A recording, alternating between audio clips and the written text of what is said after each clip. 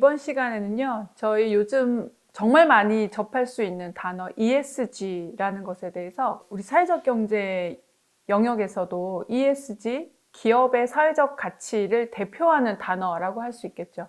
ESG 경영에 대해서 ESG가 갑자기 어디서 왔고 또 우리에게 어떤 의미가 있고 ESG를 잘 알려면 어떻게 해야 되는지 한번 살펴보도록 하겠습니다. 자, ESG는 어디서 왔을까요? 이게 최근에 우리나라 언론사들의 ESG 키워드 노출 빈도수에 대한 그래프인데요. 2020년 상반기부터 등장을 하기 시작하더니 갑자기 급격히 증가를 하게 됩니다. 아마도 2020년 그 세계경제포럼, 다보스 포럼에서 기후변화와 탄소 중립 에 대한 논의가 이루어졌고, 이해관계자 자본주의라는 것이 좀 핵심 의제로 다루어지면서 전 세계적인 관심을 끌게 되고 이렇게 많이 우리가 접하고 있는 실정인 것 같습니다. 자, ESG라는 용어가 처음 사용된 거는 이제 위에 박스에 보시면 이게 이제 2003년도 유엔 환경계획과 그다음에 금융 부분의 민간 파트너십인 유엔 환경계획 금융 이니셔티브 이 두 가지 협의체에서 처음 언급이 됐는데요. 2005년에 글로벌 컴팩트가 내놓은 리포트가 하나 있습니다. 장기적 가치를 위한 투자 Who Cares Win 컨퍼런스에서 구체적으로 공식화가 됐습니다. 조금 살펴보게 되면요. ESG는 Environmental Social Governance의 약자로서 장기적인 가치를 위한 투자의 관점에서 환경과 사회 그리고 지배구조의 통합을 말한다 이렇게 되어 있습니다. 앞에 있는 두 가지 형용사가 뒤에 있는 거버넌스를 꾸며주고 있다는 점에서 환경, 사회, 기업의 지배구조 이게 통합적인 관점에서 운영이 되어야 된다라는 것의 중요한 점을 나타내고 있습니다. 즉 그동안 기업이 돈을 얼마나 벌었는지에 집중을 했다면 지금은 기업이 돈을 버는 과정에서 얼마나 환경적 가치와 사회적 가치를 추구하고 영향을 주고받는지 이러한 것들까지 우리가 기업의 비재무적인 경영 성과로 바라볼 줄 알아야 된다. 이러한 것에서 ESG라는 용어가 처음 출발하게 됐습니다. 자, ESG의 등장 배경을 우리가 기업과 산업의 발전 과정에서 한번 살펴보게 되면요. 기업을 경영하는 데 있어서 중요한 이슈들이 나타날 때마다 하나하나 축적되어 온 관리 요소다라는 말이 좀 더 정확할 것 같습니다. 지금 보시는 사진은요, 1910년대 스웨덴에 세워진 한 공장에서 철도 기관차를 생산하는 모습인데요.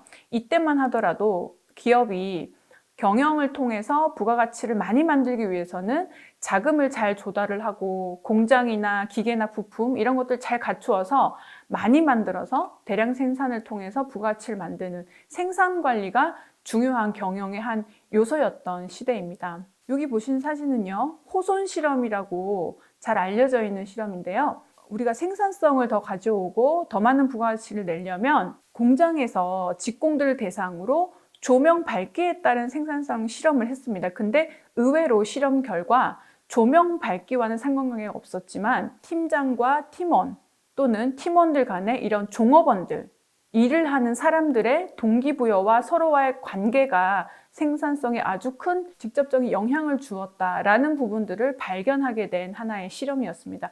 이때부터 구성원들의 동기부여, 즉 HR, 인사관리에 대한 필요성이 나오게 된 것입니다. 또 하나의 변천으로 1950년대에 전 세계 2차 세계대전을 거치면서 미국이 전 세계의 군수공장의 역할을 하게 되는데 이때 미국에는 대규모 생산시설, 매뉴팩처링 시스템이 굉장히 고도화되어 있었습니다. 그때 전쟁이 끝났지만 이러한 시스템을 활용해서 생필품이라든지 여러 제품들을 많이 만들어내게 됐는데요.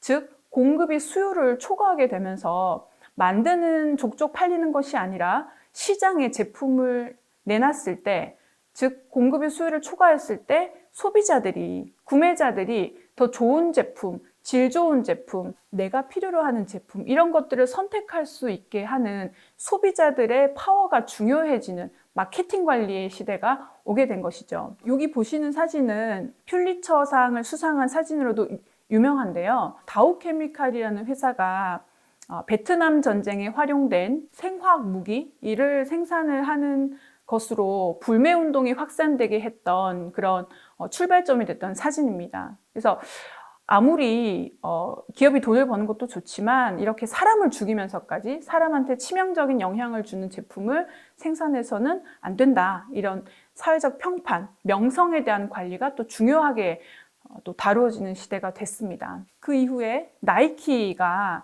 지금은 그렇진 않습니다만 이때 당시만 해도 나이키가 파키스탄의 어떤 그 아동의 노동력을 착취한다라는 사실이 알려지면서 불매 운동이라던가 사회적 질타를 많이 받게 됐는데요. 이러한 과정에서 나이키가 이런 아동노동, 과잉노동, 강제노동, 이런 작업장의 안전 문제라든지 협력사 관리에 있어서도 밸류체인, 전체적인 밸류체인 상에서 협력사 관리의 중요성이 또 한 번 강조가 됐던 사례가 있습니다. 엔론 스캔들이라고 하는 미국의 가장 큰 에너지 회사에서 회계 분식 사건이 일어나게 되면서 기업은 결국은 파산하게 됐는데요. 이때부터 기업의 거버넌스, 투명한 회계 구조와 관리 기준과 대외적인 이런 커뮤니케이션, 이런 것들이 굉장히 중요하게 되면서 기업 거버넌스에 대한 관리 중요성이 커지게 됐습니다. 보시는 사진은 브리티시 페트롤리움이라고 하는 석유회사 원유 유출 사건을 일으키면서 멕시코만이 황폐화가 됐던 사진인데요.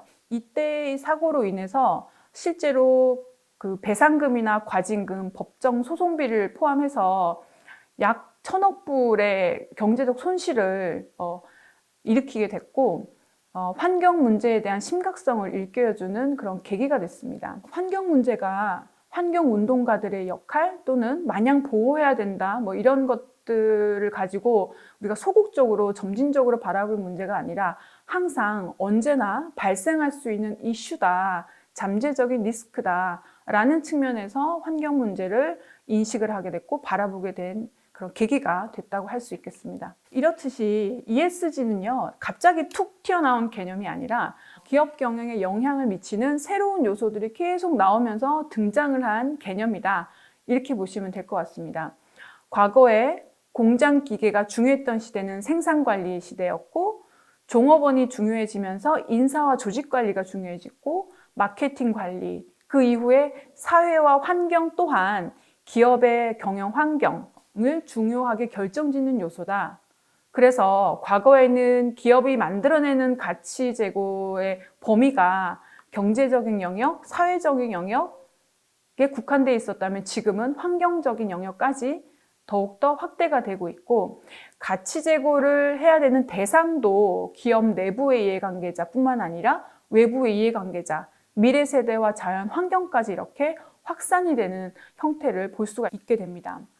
이게 사회 환경을 다루게 되는 이유가 단순히 이런 것들을 추구해서가 아니라 사회적 영향 또는 환경적인 영향, 이런 것들이 실제로 회사의 매출에 영향을 주고 심하게는 파산에 이르게 하는 것과 같이 경제적으로도 영향을 주기 때문에 우리가 ESG를 강조를 하고 있는 것이죠. 자, ESG라는 용어가 나오기 전에 기업의 사회적 역할 또는 사회적 책임은 지속적으로 강조가 되어 왔습니다. 우리가 많이 사용했던 용어 중에 사회공헌이라는 용어도 있었고요. 또 CSV라고 아마 접해보셨을 겁니다. 그리고 CSR, 지금은 우리가 ESG라는 용어를 쓰고 있죠. 자, 이게 비슷한 것 같지만 조금씩 다른 개념인데요. 자, 사회공헌은요, 기업이 경영활동을 통해서 벌어들인 이윤 또는 기업이 가지고 있는 그런 자원, 이런 것들을 통해서 임직원들 봉사활동 이런 걸 통해서 사회 공동체의 삶을 개선하는 기업의 사회 참여활동을 우리가 사회공헌이라고 이야기를 합니다. 그리고 CSV는요, Creating Shared Value라고 기업이 비즈니스를 해나가는 전체적인 밸류체인 상에서 기업에 영향을 주는 또는 영향을 줄 수 있는 사회환경적인 문제를 해결함과 동시에 그 회사 고유의 업을 통해서 이익도 창출하는 하나의 비즈니스 전략이자 비즈니스 모델입니다. 그리고 CSR은요, Corporate Social Responsibility라고 해서 기업이 경영활동을 하거나 사업을 영위하는 전 과정에 아울러서 모든 이해관계자들에게 경제적인 책임, 법적 책임, 윤리적 책임, 사회환경적 책임을 모두 지는 것을 우리가 CSR, 기업의 사회적 책임이다 라고 얘기를 합니다. 좀 더 나아가서 ESG는 이러한 기업의 사회적 책임 경영을 다 할 수 있도록 ESG 세 가지 관점에서 통합적인 의사결정을 하는 경영 방식을 또 이야기를 하고 있고요. 중요한 것은 기업이 환경과 사회의 지속 가능성까지 고려를 해야 된다. 우리 기업만 지속 가능해선 되지 않고 환경과 사회까지 지속 가능해야 된다라는 관점을 담고 있습니다. 그래서 비슷한 것 같지만 조금은 다른 이 용어들을 가볍게 한번 살펴봤고요. 자, 그럼 ESG와 사회적 가치는 또 그럼 어떤 관계와 어떤 차이가 있겠냐?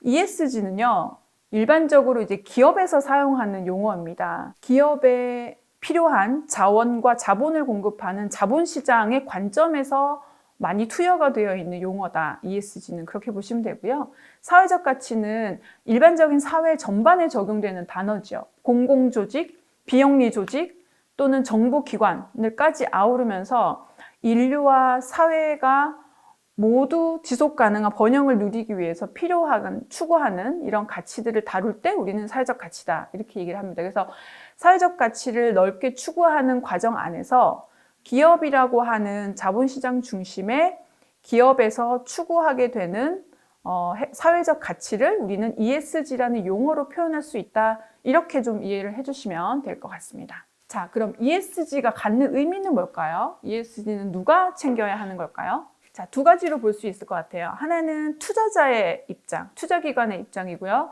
두 번째는 기업의 입장, 기업을 이끌어가는 경영자의 입장으로 보실 수 있는데요. 애초에 우리가 ESG라는 용어 자체가 투자기관으로부터 촉발된 용어였습니다. 즉, ESG를 기업의 재무 성과에 긍정적인 영향을 주는 요소로 인식을 했고, 또 기업 가치, 기업이 얼마나 좋은 기업이냐, 또는 그 기업이 얼마나 영속 가능하겠느냐, 이러한 지속 가능성에 대해서 고려를 하기 시작했다는 거죠. 그리고 좀 더 직접적으로 세계 최대의 자산을 운용하는 기관에서 ESG를 강조하기 시작했습니다. 이렇게 투자자의 관점에서 우리가 ESG를 볼 수가 있고요. 또 하나는 이와 연결해서 한 사회의 구성인 기업 또는 기업을 운영하는 경영자는 이러한 사회적인 시대적인 변화에 직면을 하고 있고, 또 ESG와 관련된 글로벌 규제가 굉장히 많이 강화되고 있습니다. 그리고 평판이라든지 내부 구성원 관리라든지 이러한 내부 관리 위험이 점점 증가를 하고 있습니다. 그래서 ESG는 이 두 가지 측면에서 의미가 있다고 할 수 있는데요. 자, 하나는 살펴보면 투자자의 관점에서는 ESG가 투자시장에서 촉발이 된 만큼 PRI라고 하는 데서 처음 사회적 책임이라는 것이 강조가 됩니다. PRI라는 것을 재창했을 때는 2006년도인데요. 뉴욕 증권거래소와 유엔의 사무총장, 네덜란드 공무원연금, 캘리포니아 공무원연금, 뉴욕 교원연금, 이런 이제 영국 대학국 교원연금과 같이 있는 다양한 연기금 기관장과 유엔 사무총장이 모여서 투자를 할 때는 앞으로 이러한 사회적 책임을 고려해서 해야 된다라는 원칙을 만든 거죠. 그래서 PRI는 일종의 유엔의 금융투자협의체라고 보시면 될 것 같은데요. 수익을 극대화하기 위해서는, 즉 투자 효과를 극대화하기 위해서는 이런 투자 대상 기업들이 재무적인 측면뿐만 아니라 비재무적인 요소까지 고려해야 된다라는 이야기를 담고 있습니다. 이 PRI에 가입한 회원 수는 매년 꾸준히 늘고 있는 형태를 이 그래프에서 보실 수가 있습니다. 투자자의 관점 두 번째 이야기인데요. 기후 위험이 곧 투자 위험이다 라는 말을 하고요. 우리에게 투자받은 기업들은 ESG 성과를 관리하라, 이런 얘기를 했습니다. 전 세계에서 가장 큰 자산을 운영하고 있는 블랙락의 CEO 레리 핑크가 한 이야기인데요. 2020년 연례서한에서, 그러니까 매년 투자한 회사의 대표들, 경영자들한테 보내는 연례서한에서 최초로 기후변화에 대해서 기업들이 적극적으로 대응할 것을 주문을 했고요. 그 결과에 따라서 블랙락이 투자 방침을 결정하겠다, 투자 재원을 철회하겠다 또는 회수하겠다, 더 투자를 하겠다, 이런 식의 투자 전략을 공개를 했습니다. 그러면서 탄소 중립 목표 달성을 위한 사업 계획을 공개해라. 그리고 TCFD는 기후변화와 관련된 재무 정보를 공개하는 일종의 협의체이자 표준인데요. 그런 기후변화 대응 성과를 공개하라. 그리고 SASB라고 하는 지속가능회계기준위원회에 따른 ESG 성과를 공개해라. 이러한 주문을 하게 됩니다. 이 연례서안이 기업과 사회에 끼쳤던 파장은 매우 컸는데요. 2021년도에도 변화가 있었습니다. 구체적으로는 석탄을 사용해서 매출의 수익 25% 이상을 만드는 기업들은 채권과 주식을 처분하겠다. 그리고 총기나 무기 제조 유통 관련 업에 대한 투자는 우리가 재고하겠다. 이러한 식의 방침을 발표를 했죠. 2022년에는 자본주의의 힘이라는 단어를 쓰면서 이해관계자 자본주의는 장기적인 수익과 직결되어 있는 것이다. 그리고 팬데믹 이후에 새로운 어떤 노사관계를 설정을 해야 될 것이고 사회적으로 유대감이라든지 창의성, 이런 다양성, 이러한 단어들을 언급을 하면서 사회적 가치를 강조를 했습니다. 그리고 탄소 배출, 넷제로로 빠르게 전환을 할 것을 요구를 했고 TCFD 기반으로 보고서 발행을 요청을 하면서 지속 가능성에 대한 투자를 지속적으로 강조를 하고 있는데요. 어떻게 보면은 시장을 움직이는 원동력 측면에서 정부가 규제하는 것보다 투자기관들의 목소리가 훨씬 더 힘이 크다는 것을 보여준 상징적인 사례라고 할 수 있습니다. 그런데 이런 큰 변화를 이끌고 있는 레리 핑크에 대해서 자본주의의 부작용을 예방하는 그런 큰 역할을 하고 있다라는 평가도 있지만 어떻게 보면 자본시장의 큰 수혜자인 그 사람이 마치 본인이 이제 깨어있는 척 하면서 이런 좋은 이미지를 얻고 시장을 흔들면서 자본이득을 취하고 있다라는 일종의 비판 섞인 이야기도 나오고 있는 것은 사실입니다. 어쨌든 이런 투자자의 관점에서 ESG가 점점 강조가 되고 있고 그들에게 의미가 있다라는 점을 하나 좀 짚어봤고요. 경영자의 관점에서는 ESG가 어떤 의미가 있냐? 크게 세 가지 부분입니다. ESG가 요구되는 어떤 시대적인 변화 또는 소비자의 변화, 즉 시장이 변화를 하고 있다는 거죠. 소비자들은 가치 소비를 넘어서 미닝아웃의 시대를 살고 있는 시장을 우리가 경험을 하고 있고요. 환경단체가 다양한 소송을 제기를 하고 있습니다. 그리고 MZ세대, 윤리적 소비라든지 가치 소비를 중요하게 여기는 MZ세대가 주요한 소비 주체로 떠오르고 있고요. 다양성이나 포용성, 이러한 부분들이 사회적으로 대두가 되면서 기업을 경영을 하고 또는 제품을 시장에 내놓고 하는 과정에 있어서 이 두 가지 키워드를 고려하지 않으면 안 되는 시대를 살고 있는 것이죠. 실제로 기후변화가 굉장히 심각해지면서 글로벌 규제도 강화가 되고 있습니다. 새로운 국제질서인 파리기후협약에 따라서 많은 기관들과 기업들은 이것을 실천을 해야 되는 상황에 놓여 있고요. EU 텍소노미 그리고 글로벌 공급망 실사가 의무화가 됐고 탄소 국경세라든지 탄소 가격세 이러한 부분들이 실제로 기업에게 직접적인 영향을 주는 글로벌 규제로 리스크로 다가오게 된 것이죠. 내부 관리 위험도 증가를 했습니다. 정보 보안을 위반했을 때 막대한 어떤 과징금을 물게 된다든지 내부 통제와 감사 시스템이 취약한 회사들은 그에 따르는 리스크를 감수할 수밖에 없다라든지 산업 안전 이슈, 이사회 구성에 있어서 다양성의 요구가 증가하는 이러한 부분들이 바로 내부 관리 위험이 높아졌다는 걸 나타내고 있죠. 그래서 ESG는요, 시대적, 사회적 요구가 반영된 경영 리스크로 우리가 인식을 하고 선제적으로 대응해서 관리해야 될 필요성이 점점 커지고 있다고 할 수 있겠습니다. 자, 그럼 ESG를 어떻게 잘하고 있냐? 기업 경영에 있어서 사업을 하는 데 있어서 사회적 가치와 관련된 ESG를 어떻게 잘하는지를 알려면 ESG 평가를 해야 되겠죠? 그리고 그 평가한 것을 많은 사람들이 알 수 있도록 공시를 해야 될 것입니다. 그 부분에 대해서 한번 살펴보도록 할게요. 자, ESG는 우리가 앞서 살펴봤듯이 기업의 지속 가능성을 확보하기 위한 경영 활동의 총 집합입니다. 기업의 비재무적인 경영 성과라고도 할 수 있고요. 그 경영 성과를 통해서 나타난 결과, 일종의 정보들이겠죠. 그것은 결국은 기업의 미래의 기업 가치를 결정하는 중요한 요소이기도 합니다. 그러면 이러한 경영 활동을 얼마나 잘했는지, 경영 성과가 나왔는지, 앞으로 얼마만큼의 기업 가치가 있겠는지 이런 부분들을 잘했는지 아닌지를 어떻게 판단할 수 있을까요? 그리고 그 과정과 결과를 우리가 어떻게 보여줄 수 있을까요? 그게 바로 ESG 평가와 공시에 대한 내용입니다. 지금 보시는 화면은요, ESG 에코시스템이라고 ESG라는 걸 중심으로 구성되어 있는 일종의 생태계라고 보시면 되는데요.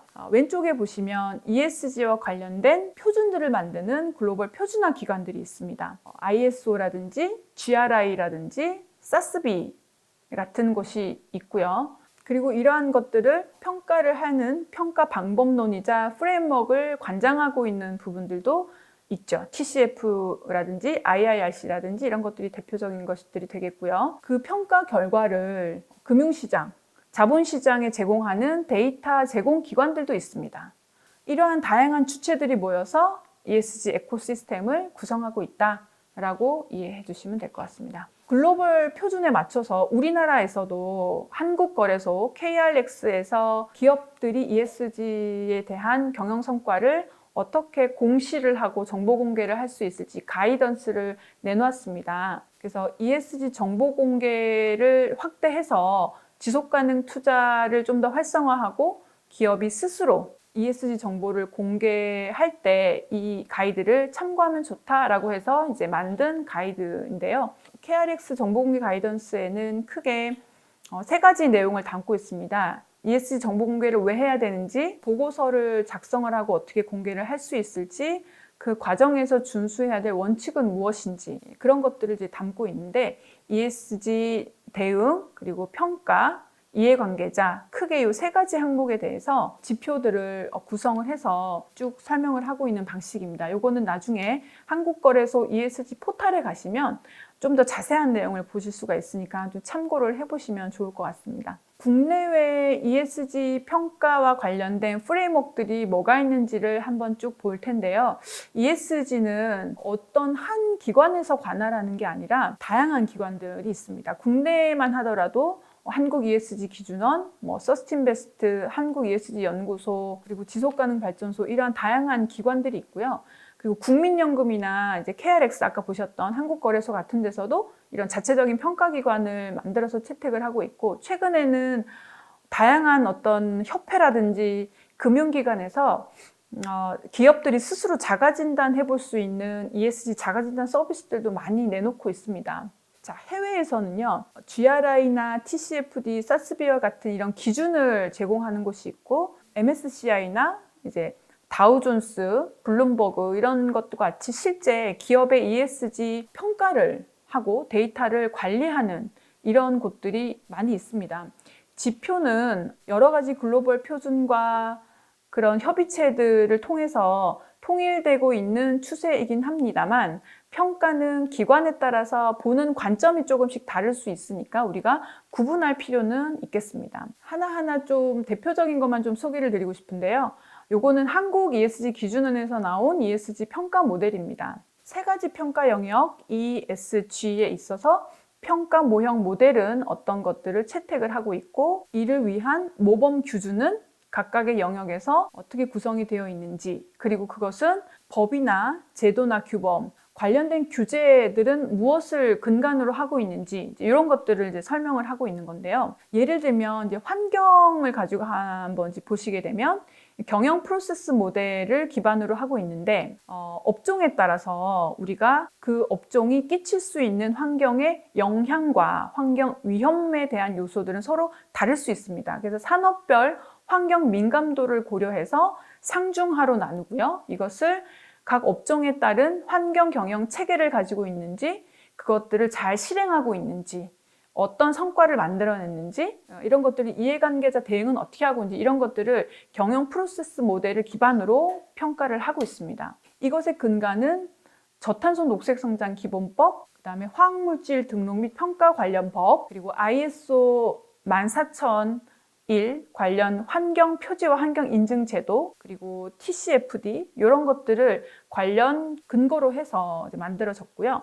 사회 쪽을 보시게 되면 이해관계자 모델을 채택을 하고 있는데, 기업과 직접적으로 이해관계자가 있는 그런 대상들을 쭉 나열을 하고, 이것도 마찬가지로 산업 분류 기준에 따라서 산업별로 중요한 이해관계자들을 정의를 하고 사회책임 경영 이슈를 고려하도록 하고 있습니다. 관련 법령으로는 독점 규제 및 공정거래 관련 법률, ISO 26000, 국제노동기구의 핵심적인 협약들, 그리고 UN 인권선언, OECD 인권실사지침 등 이런 것들 기반으로 해서 리더십, 거버넌스, 비재무 위험관리, 운영 성과, 이해관계자 소통 측면에서 지켜야 하는 모범 기준들을 마련을 하고 있습니다. 결국은 한국 ESG 기준원이 우리나라의 상장 기업들을 대표적으로 평가하는 기관인데요.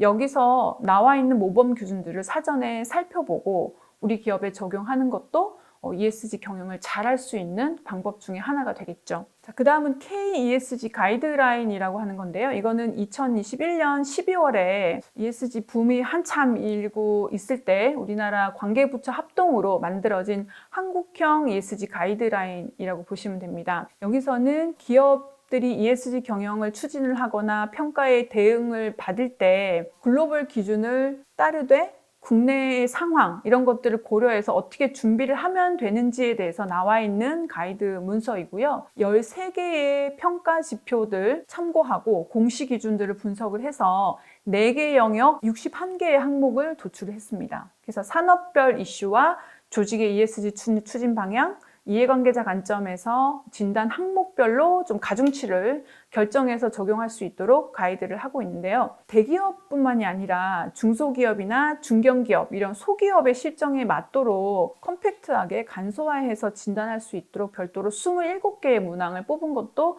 좀 특징이라고 할 수가 있겠습니다. 크게는 정보 공개, 공시에 대한 내용이 있고요. 환경에 대한 이야기, 그리고 사회에 대한 이야기, 지배구조 이렇게 항목들이 구성이 되어 있습니다. 그리고 또 소개해드릴 부분은요. 아마 이거는 좀 규모가 작은 스타트업이나 초기 사회적 경제 조직에게도 도움이 될 수 있는 내용인데요.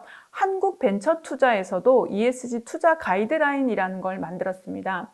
내용은 이렇습니다. ESG 전용 펀드를 운용하는 운용사는 ESG 벤처 투자 정책을 만들고 ESG 투자 심의기구를 설치해서 해야 된다라는 건데요. 초기 기업에, 초기 창업 기업에 투자를 할 때 ESG 벤처 투자 프로세스에 따라서 해야 된다라는 내용이고요.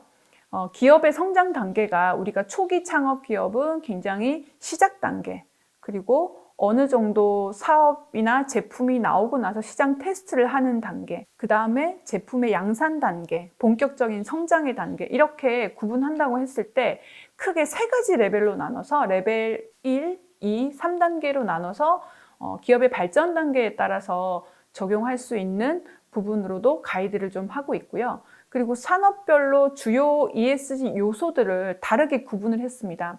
바이오 의료 회사에서 중요하게 다뤄져야 될 ESG 요소, 또는 ICT 서비스 회사에서 다뤄질 요소, 화학 회사에서 다뤄질 요소 이런 것들을 다르게 차별화해서 차등화해서 적용을 함으로써 산업의 특성을 많이 반영을 했는데요. 이 내용은 UN PRI와 해외 선진 사례들을 바탕으로 해서 우리나라 벤처 투자를 총괄하는 기관에서 투자 절차와 체크리스트를 만들었고요. K-ESG 지침, 중소기업 ESG 점검표를 참고해서 이러한 벤처 투자 세부 프로세스를 설계하고 지침을 마련을 했다고 합니다. 즉, 우리가 결국 ESG 경영을 하는 관점이 외부의 그런 재원들을 유인을 하기 위해서 필요하다는 측면에서 봤을 때 ESG 경영을 잘하고 우리 회사가 사회적 가치를 더 만들어내거나 사회적 가치의 친화적인 경영을 할 때는 어떠한 부분들을 염두에 두어야 할지 참조하는 데 아주 좋은 레퍼런스가 될 수 있을 것 같습니다. 네, 지금까지 ESG 경영이 무엇이고 어디서 출발을 해왔고 어떤 의미가 있고 구체적으로 어떤 항목들을 보는지를 살펴봤는데요. 굉장히 사실은 방대한 내용이고 평가 항목 하나하나 살펴보는 것만 해도 시간이 꽤 오래 걸리는 내용인데 오늘은 크게 ESG 경영이 무엇인지를 러프하게 좀 살펴봤고요. 세부적인 평가 항목이나 지침들은 따로 자료를 한번 찾아보시면서 참고하시면 좋을 것 같습니다. 네, 오늘은 이것으로 마치겠습니다.